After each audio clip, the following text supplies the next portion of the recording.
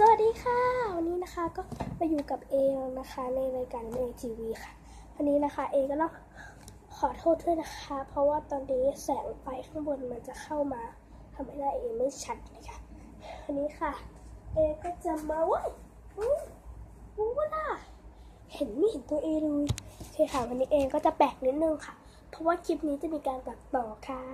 จะแปลกนิดนึงนะคะคลิปที่ผ่านมาจะไม่มีการตัดต่อใช่ไหมคะน้องๆคลิปนี้จะมีการตัดต่อขึ้นมาแล้วก็ขอโทษด้วยนะคะสำหรับคลิปที่แล้วด้วยที่อาจจะมีเสียงรบกวนหรือเปล่าคลิปทุกคลิปถ้ามีเสียงรบกวนหรือเสียงอะไรก็ต้องขอโทษคุณผู้ชมด้วยนะคะแล้วก็ต้องขอโทษด้วยนะคะที่ไม่ได้ลงคลิปมาตั้งนานโอเคค่ะเดี๋ยวนี้เอจะมาเรื่องเมกลแล้วก็รีวิวซอสชิ้นนี้ค่ะ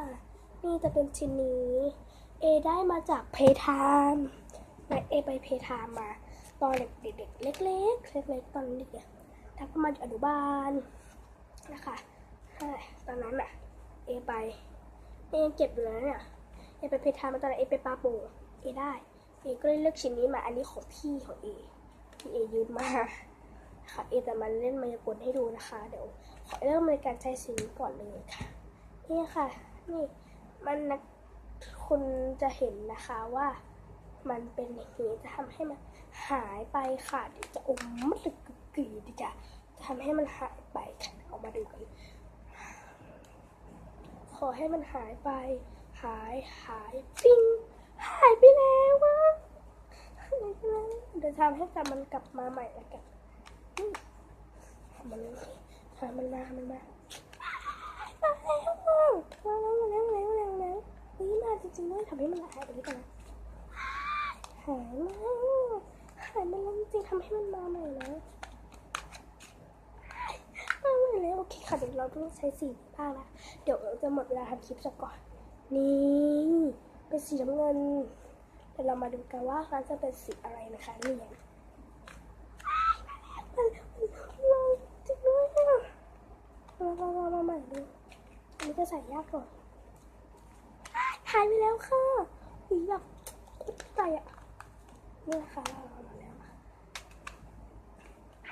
วมาแล้วค่ะโอเคค่ะอันนี้นะคะก็รีวิว2อย่างนี้ไปแล้วค่ะ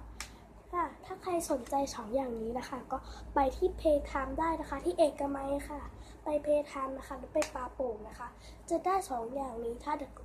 กเลือกนะคะนี่นะคะพี่เอกก็ได้อันนี้แบบพี่เออยากได้อันนี้แม่ก็ดีใจที่ได้มากโอเคค่ะวันนี้นะเอก็ขอลา